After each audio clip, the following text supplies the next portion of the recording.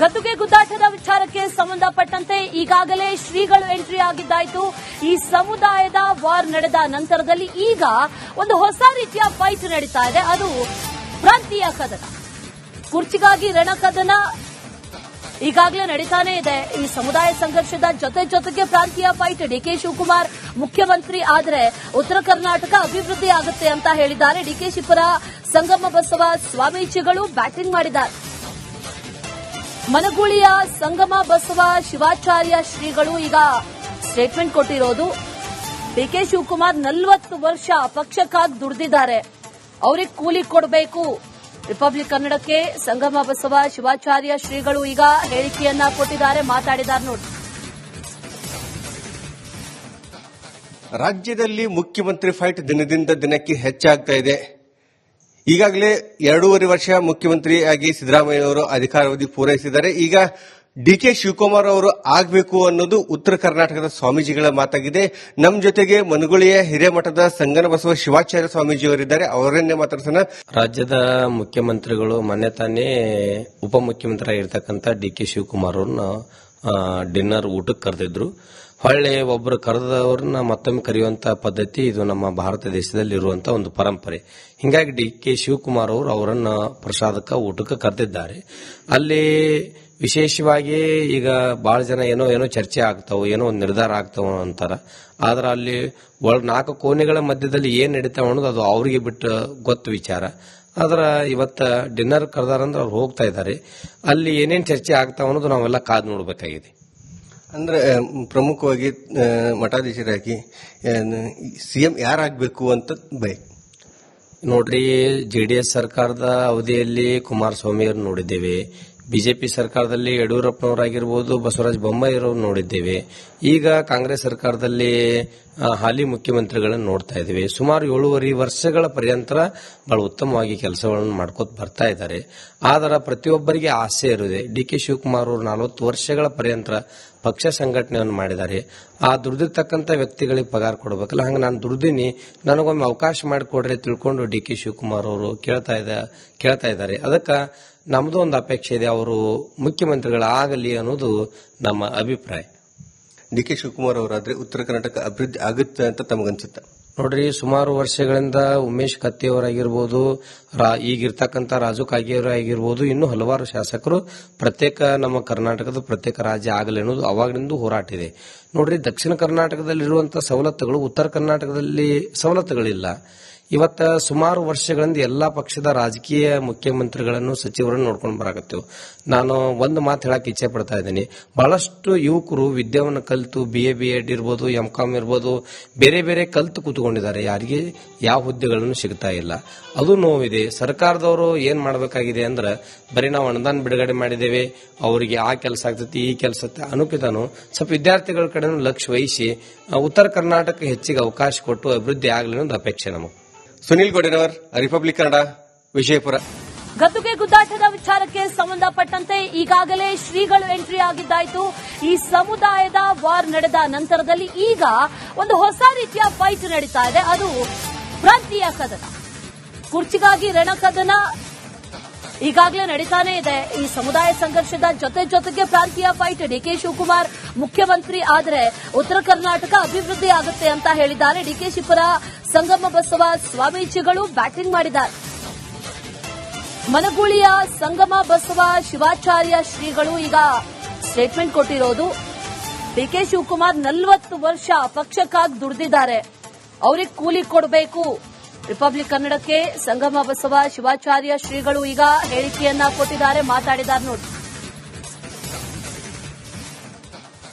ರಾಜ್ಯದಲ್ಲಿ ಮುಖ್ಯಮಂತ್ರಿ ಫೈಟ್ ದಿನದಿಂದ ದಿನಕ್ಕೆ ಹೆಚ್ಚಾಗ್ತಾ ಇದೆ.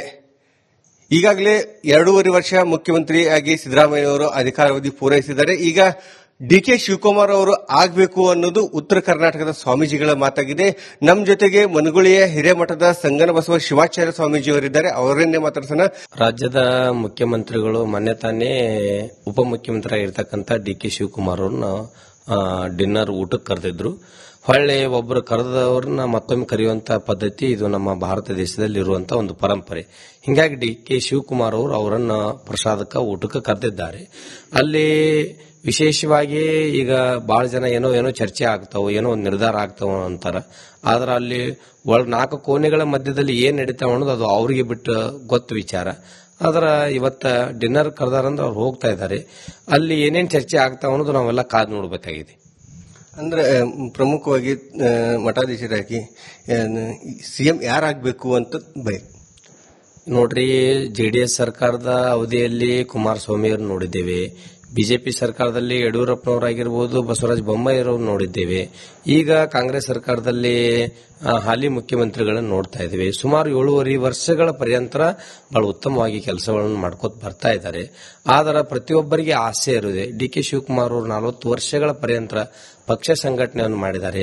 ಆ ದುಡಿದಿರ್ತಕ್ಕಂಥ ವ್ಯಕ್ತಿಗಳಿಗೆ ಪಗಾರ ಕೊಡಬೇಕಲ್ಲ, ಹಂಗೆ ನಾನು ದುಡ್ದಿನಿ, ನನಗೊಮ್ಮೆ ಅವಕಾಶ ಮಾಡಿಕೊಡ್ರಿ ತಿಳ್ಕೊಂಡು ಡಿ.ಕೆ. ಶಿವಕುಮಾರ್ ಅವರು ಕೇಳ್ತಾ ಇದ್ದಾರೆ. ಅದಕ್ಕೆ ನಮ್ದು ಒಂದು ಅಪೇಕ್ಷೆ ಇದೆ, ಅವರು ಮುಖ್ಯಮಂತ್ರಿಗಳಾಗಲಿ ಅನ್ನೋದು ನಮ್ಮ ಅಭಿಪ್ರಾಯ. ಡಿ.ಕೆ. ಶಿವಕುಮಾರ್ ಅವರಾದ್ರೆ ಉತ್ತರ ಕರ್ನಾಟಕ ಅಭಿವೃದ್ಧಿ ಆಗುತ್ತೆ ಅಂತ ತಮಗನ್ಸುತ್ತೆ? ನೋಡ್ರಿ, ಸುಮಾರು ವರ್ಷಗಳಿಂದ ಉಮೇಶ್ ಕತ್ತಿಯವರಾಗಿರ್ಬೋದು, ಈಗಿರ್ತಕ್ಕಂಥ ರಾಜು ಕಾಗೇರಿ ಆಗಿರ್ಬೋದು, ಇನ್ನೂ ಹಲವಾರು ಶಾಸಕರು ಪ್ರತ್ಯೇಕ ನಮ್ಮ ಕರ್ನಾಟಕದ ಪ್ರತ್ಯೇಕ ರಾಜ್ಯ ಆಗಲಿ ಅನ್ನೋದು ಅವಾಗಿನಿಂದ ಹೋರಾಟ ಇದೆ. ನೋಡ್ರಿ, ದಕ್ಷಿಣ ಕರ್ನಾಟಕದಲ್ಲಿರುವಂತಹ ಸವಲತ್ತುಗಳು ಉತ್ತರ ಕರ್ನಾಟಕದಲ್ಲಿ ಸವಲತ್ತುಗಳಿಲ್ಲ. ಇವತ್ತ ಸುಮಾರು ವರ್ಷಗಳಿಂದ ಎಲ್ಲಾ ಪಕ್ಷದ ರಾಜಕೀಯ ಮುಖ್ಯಮಂತ್ರಿಗಳನ್ನು ಸಚಿವರನ್ನು ನೋಡ್ಕೊಂಡು ಬರಾಕತ್ತೇವೆ. ನಾನು ಒಂದು ಮಾತು ಹೇಳಕ್ ಇಚ್ಛೆ ಪಡ್ತಾ ಇದ್ದೀನಿ. ಬಹಳಷ್ಟು ಯುವಕರು ವಿದ್ಯಾವನ್ನು ಕಲಿತು BA ಇರ್ಬೋದು, MCOM ಇರ್ಬೋದು, ಬೇರೆ ಬೇರೆ ಕಲಿತು ಕೂತ್ಕೊಂಡಿದ್ದಾರೆ. ಯಾರಿಗೆ ಯಾವ ಹುದ್ದೆಗಳನ್ನು ಸಿಗ್ತಾ ಇಲ್ಲ. ಅದು ನೋವಿದೆ. ಸರ್ಕಾರದವರು ಏನ್ ಮಾಡಬೇಕಾಗಿದೆ ಅಂದ್ರೆ, ಬರೀ ನಾವು ಅನುದಾನ ಬಿಡುಗಡೆ ಮಾಡಿದ್ದೇವೆ, ಅವರಿಗೆ ಆ ಕೆಲಸ ಆಗ್ತೈತಿ, ಈ ಕೆಲಸ ಅನುಕಿತನು ಸ್ವಲ್ಪ ವಿದ್ಯಾರ್ಥಿಗಳ ಕಡೆ ಲಕ್ಷ್ಯ ವಹಿಸಿ ಉತ್ತರ ಕರ್ನಾಟಕ ಹೆಚ್ಚಿಗೆ ಅವಕಾಶ ಕೊಟ್ಟು ಅಭಿವೃದ್ಧಿ ಆಗಲಿ ಅನ್ನೋದು ಅಪೇಕ್ಷೆ ನಮಗೆ. ಸುನೀಲ್ ಗೋಡೆನವರ್, ರಿಪಬ್ಲಿಕ್ ಕನ್ನಡ, ವಿಜಯಪುರ. ಗದ್ದುಗೆ ಗುದ್ದಾಟದ ವಿಚಾರಕ್ಕೆ ಸಂಬಂಧಪಟ್ಟಂತೆ ಈಗಾಗಲೇ ಶ್ರೀಗಳು ಎಂಟ್ರಿ ಆಗಿದ್ದಾಯಿತು. ಈ ಸಮುದಾಯದ ವಾರ್ ನಡೆದ ನಂತರದಲ್ಲಿ ಈಗ ಒಂದು ಹೊಸ ರೀತಿಯ ಫೈಟ್ ನಡೀತಾ ಇದೆ. ಅದು ಪ್ರಾಂತೀಯ ಕದನ, ಕುರ್ಚಿಗಾಗಿ ರಣಕದನ ಈಗಾಗಲೇ ನಡೀತಾನೆ ಇದೆ. ಈ ಸಮುದಾಯ ಸಂಘರ್ಷದ ಜೊತೆಗೆ ಪ್ರಾಂತೀಯ ಫೈಟ್. ಡಿ.ಕೆ. ಶಿವಕುಮಾರ್ ಮುಖ್ಯಮಂತ್ರಿ ಆದರೆ ಉತ್ತರ ಕರ್ನಾಟಕ ಅಭಿವೃದ್ಧಿ ಆಗುತ್ತೆ ಅಂತ ಹೇಳಿದ್ದಾರೆ. ಡಿಕೆಶಿ ಪರ ಸಂಗಮ ಬಸವ ಸ್ವಾಮೀಜಿಗಳು ಬ್ಯಾಟಿಂಗ್ ಮಾಡಿದ್ದಾರೆ. ಮನಗೂಳಿಯ ಸಂಗಮ ಬಸವ ಶಿವಾಚಾರ್ಯ ಶ್ರೀಗಳು ಈಗ ಸ್ಟೇಟ್ಮೆಂಟ್ ಕೊಟ್ಟಿರೋದು. ಡಿ.ಕೆ. ಶಿವಕುಮಾರ್ 40 ವರ್ಷ ಪಕ್ಷಕ್ಕಾಗಿ ದುಡಿದಿದ್ದಾರೆ, ಅವ್ರಿಗೆ ಕೂಲಿ ಕೊಡಬೇಕು. ರಿಪಬ್ಲಿಕ್ ಕನ್ನಡಕ್ಕೆ ಸಂಗಮ ಬಸವ ಶಿವಾಚಾರ್ಯ ಶ್ರೀಗಳು ಈಗ ಹೇಳಿಕೆಯನ್ನ ಕೊಟ್ಟಿದ್ದಾರೆ, ಮಾತಾಡಿದ್ದಾರೆ ನೋಡಿ. ರಾಜ್ಯದಲ್ಲಿ ಮುಖ್ಯಮಂತ್ರಿ ಫೈಟ್ ದಿನದಿಂದ ದಿನಕ್ಕೆ ಹೆಚ್ಚಾಗ್ತಾ ಇದೆ. ಈಗಾಗಲೇ 2.5 ವರ್ಷ ಮುಖ್ಯಮಂತ್ರಿಯಾಗಿ ಸಿದ್ದರಾಮಯ್ಯನವರು ಅಧಿಕಾರಾವಧಿ ಪೂರೈಸಿದ್ದಾರೆ. ಈಗ ಡಿ.ಕೆ. ಶಿವಕುಮಾರ್ ಅವರು ಆಗಬೇಕು ಅನ್ನೋದು ಉತ್ತರ ಕರ್ನಾಟಕದ ಸ್ವಾಮೀಜಿಗಳ ಮಾತಾಗಿದೆ. ನಮ್ಮ ಜೊತೆಗೆ ಮನಗುಳಿಯ ಹಿರೇಮಠದ ಸಂಗನ ಬಸವ ಶಿವಾಚಾರ್ಯ ಸ್ವಾಮೀಜಿ ಅವರಿದ್ದಾರೆ, ಅವರನ್ನೇ ಮಾತಾಡ್ಸೋಣ. ರಾಜ್ಯದ ಮುಖ್ಯಮಂತ್ರಿಗಳು ಮೊನ್ನೆ ತಾನೇ ಉಪಮುಖ್ಯಮಂತ್ರಿ ಆಗಿರ್ತಕ್ಕಂಥ ಡಿ.ಕೆ. ಶಿವಕುಮಾರ್ ಅವ್ರನ್ನ ಡಿನ್ನರ್ ಊಟಕ್ಕೆ ಕರೆದಿದ್ರು. ಹೊಳ್ಳೆ ಒಬ್ಬರು ಕರೆದವ್ರನ್ನ ಮತ್ತೊಮ್ಮೆ ಕರೆಯುವಂತ ಪದ್ಧತಿ ಇದು ನಮ್ಮ ಭಾರತ ದೇಶದಲ್ಲಿ ಇರುವಂತಹ ಒಂದು ಪರಂಪರೆ. ಹಿಂಗಾಗಿ ಡಿ.ಕೆ. ಶಿವಕುಮಾರ್ ಅವರು ಅವರನ್ನ ಪ್ರಸಾದಕ್ಕೆ ಊಟಕ್ಕೆ ಕರೆದಿದ್ದಾರೆ. ಅಲ್ಲಿ ವಿಶೇಷವಾಗಿ ಈಗ ಬಹಳ ಜನ ಏನೋ ಚರ್ಚೆ ಆಗ್ತಾವ, ಏನೋ ಒಂದು ನಿರ್ಧಾರ ಆಗ್ತಾವ ಅಂತಾರ. ಆದ್ರೆ ಅಲ್ಲಿ 4 ಕೋಣೆಗಳ ಮಧ್ಯದಲ್ಲಿ ಏನ್ ನಡೀತಾವ ಅನ್ನೋದು ಅದು ಅವ್ರಿಗೆ ಬಿಟ್ಟು ಗೊತ್ತು ವಿಚಾರ. ಆದ್ರ ಇವತ್ತ ಡಿನ್ನರ್ ಕರೆದಾರಂದ್ರೆ ಅವ್ರು ಹೋಗ್ತಾ ಇದ್ದಾರೆ.